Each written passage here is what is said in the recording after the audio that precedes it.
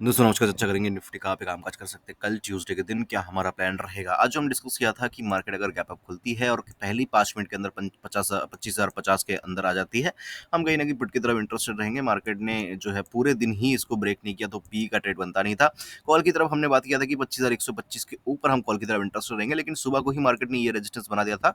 तो 25,125 जो है इंपॉर्टेंट रह नहीं जाता, फिर है ना, फिर इसके ऊपर ही कॉल का ट्रेड बनता है और ये पॉइंट जो है पूरे दिन मार्केट ब्रेक नहीं करती है। तो हमारे पास 2 पॉइंट था, दोनों में से कोई भी एक पॉइंट ब्रेक मार्केट के अंदर नहीं हुआ और कहीं न कहीं इसी के अंदर मार्केट रह गई और सब सब लोगों ने क्या किया। अब होता क्या है ना कि जब हम अपना स्टॉक्स का जो वॉच लिस्ट है ना, उसको जब ऑन करते हैं, तो ये स्टॉक 2% अप है, ये स्टॉक 3%, ये स्टॉक 1%, ये स्टॉक 6%, तो हमें लगने लगता है कि सारे तो अप ही है, मार्केट ऊपर ही जाएगी, है ना? ऊपर से एक ब्रेकआउट भी आ रहा है।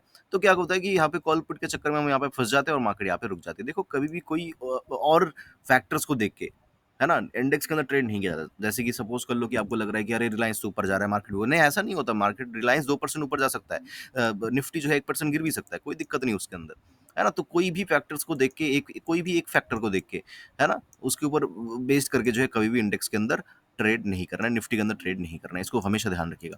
बात कर लेते हैं कल क्या हो सकता है, डेली टाइम फ्रेम के ऊपर कैसी कैंडल जो है मार्केट ने बनाई है। देखो, डेली टाइम फ्रेम के ऊपर थोड़ा सा प्रॉब्लम है, ठीक है।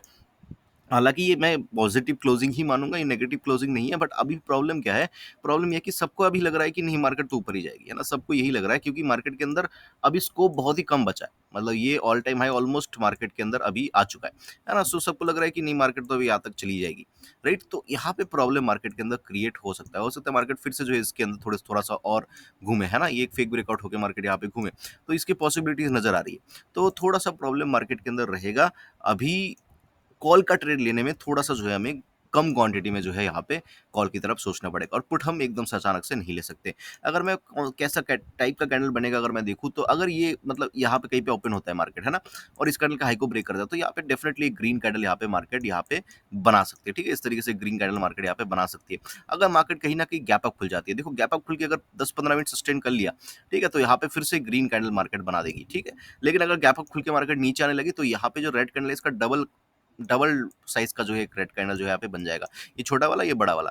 यहाँ पे इस तरीके से एक बड़ा वाला रेड कैंडल यहाँ पे बन सकता है। तो ये गैप अप की बात रही, फ्लैट की बात रही। फ्लैट खुल के मार्केट नीचे आने लगे, तो यहाँ पे जो है और एक रेड कैंडल यहाँ पे बनता हुआ नज़र आ सकता है। लेकिन इन रेड कैंडल्स में ट्रेड करना थोड़ा-सा डिफ़िकल्ट होगा। चलिए बात कर लेते हैं 5-15 मिनट के टाइम फ्रेम के ऊपर कि कैसे जो है डिफ़िकल्ट होगा इसके अंदर ट्रेड करना।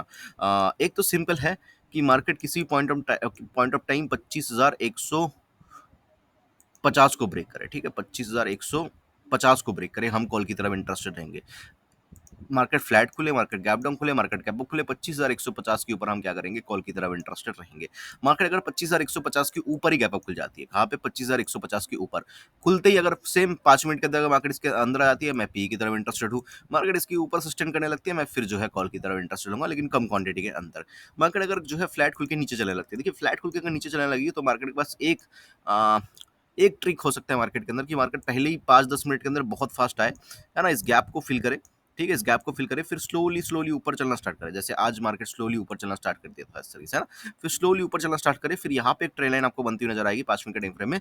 फिर इसको तोड़ के मार्केट फिर से इस तरीके से आ सकती है, फिर इस तरीके से जा सकती है, फिर यहाँ पे इस तरीके से ये चार्ट बनता हुआ ऐसे नजर आ रहा है, ठीक है, क्योंकि सेंसस की एक्सपायरी भी है, तो ये चार्ट एक बन सकता है मार्केट के अंदर। तो ऐसे टाइम में हम क्या करें, देखो ऐसे टाइम में हमें दो ही एक ही चीज़ करनी होगी, यहाँ पे एक ट्रेंड लाइन का वेट करना पड़ेगा या एक स्विंग का वेट करना पड़ेगा। मतलब मार्केट आई, ठीक है, और इस तरीके से स्लोली मार्केट इस तरीके से जा रही है, तो एक ट्रेंड लाइन 5 मिनट के टाइम फ्रेम में खींच लेंगे, ब्रेक होगा तो हम पी की तरफ इंटरेस्टेड रहेंगे, ठीक है।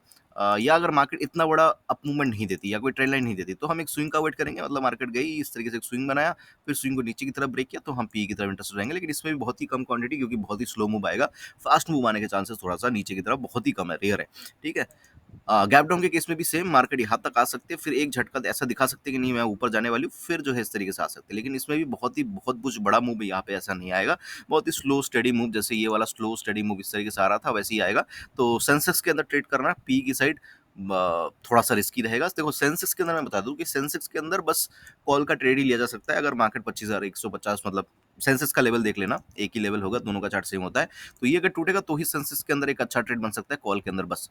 पुट के अंदर लेना है तो निफ्टी के अंदर डीप इन द मनी के अंदर ही ट्रेड करना है, कोई एटीएम वगैरह ओटीएम वगैरह भी ट्रेड नहीं करना है, क्योंकि उसके अंदर प्रीमियम डीके के चांसेस बहुत ज़्यादा होंगे, ठीक है।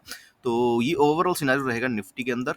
और सेंसेस को आप सेम तरीके से जो है एनालाइज़ कर सकते हैं। आई होप कि वीडियो आपको अच्छा लगा होगा, अच्छा लगा तो लाइक कर देना, कमेंट कर देना। मुझे सुनने के लिए आपका बहुत-बहुत धन्यवाद।